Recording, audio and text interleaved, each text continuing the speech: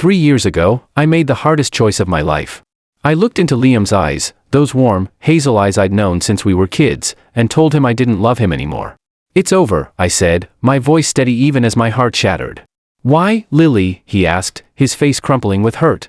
"I just don't feel the same," I lied, forcing the words out. The next day, he boarded a plane to London, chasing his dream of studying finance abroad. I stayed behind in our sleepy New York suburb, crying myself to sleep for weeks. I let him go so he could soar, but I never stopped loving him. Fast forward to now. I'm at a cozy diner with my best friend Jenna, expecting a chill night of burgers and gossip, when I spot him, Liam, back after 3 years, sitting across the room with a stunning blonde. My stomach drops as he carefully prepares her food, just like he used to do for me. The sight rips open old wounds, and I can barely breathe. Jenna catches me staring. "Is that Liam with some new chick?" she whispers, nudging me. "Yeah," I mutter, trying to play it cool. "Let's just go somewhere else."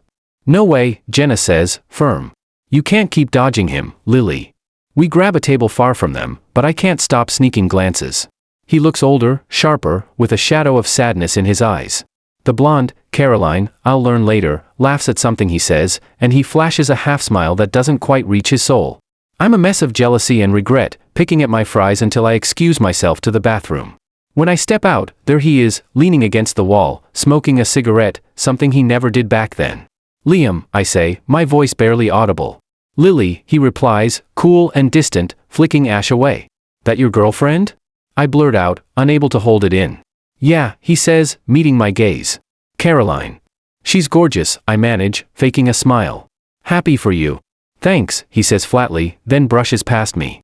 I'm left standing there, blinking back tears, wondering how we became strangers. Days later, I'm dragged to a family dinner at Liam's parents' house.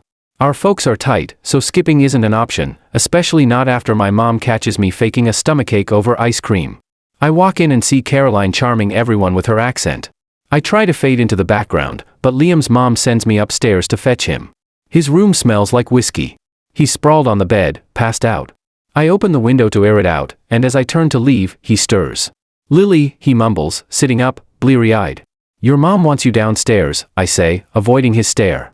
He stumbles toward me, and before I can react, he pulls me close and kisses me, deep, desperate, like no time has passed.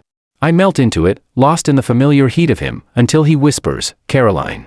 It's a gut punch. I shove him off, tears spilling. "I'm not Caroline." I snap, storming out as he blinks, confused. Weeks later, Liam's dad sets me up on a blind date. I'm expecting some random guy, but it's Gus, Liam's buddy from London, at a little Italian joint. We're chatting about old school days when Liam and Caroline walk in and sit at the next table. Great. Gus, oblivious, keeps it light. "So, Lily, any fun high school stories?" I force a laugh. "Yeah, the principal once thought Liam and I were dating, 'cause we were inseparable. Called our parents and everything." Gus grins.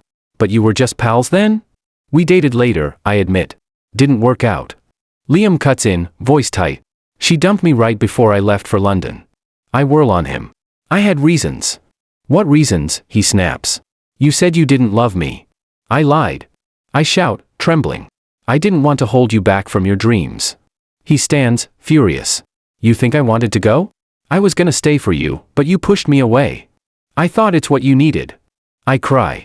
"You always talked about studying abroad." "Not if it meant losing you," he says, softer now. Caroline interrupts, "Come. Maybe you two should talk." But Liam grabs her hand. Too late. They leave, and I'm a wreck. I can't let it end like that. With Gus's help, I get Liam's London address and book a flight. I land, jet-lagged and lost, wandering some sketchy area until I give up and call him. "Lily? You're in London?" he asks, stunned. "I'm lost," I say, voice cracking. "Please come get me." He finds me an hour later, pissed and worried. "This is reckless, Lily. What are you doing here?" "I had to see you," I say as he drives me to his place. Once we're inside, I cut to it. "Gus told me you gave up a study abroad chance in high school, for me, when my parents split." He sighs, running a hand through his hair. "I couldn't leave you like that." "I didn't know," I whisper. "And when you went to London, you were gonna stay again, but I broke us up." "You said you didn't love me," he says, pain raw in his voice. "So I left. I lied to set you free, I confess. But I never stopped loving you." He steps closer. "Neither did I."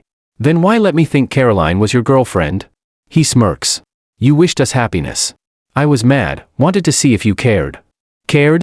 I laugh, bitter. I was dying inside. He pulls me into his arms. No more games, Lily. I'm done losing you. Back in New York, my birthday rolls around. I'm moping, expecting nothing, when Liam shows up at my door with a cake and a grin. Happy birthday, he says, lighting the candles. I'm speechless as he kneels, pulling out a ring. Lily, you've been my everything since we were kids. Marry me? Tears stream down my face as I nod. Yes. He slides the ring on, and we hold each other tight. After all the misunderstandings, we're finally home, together.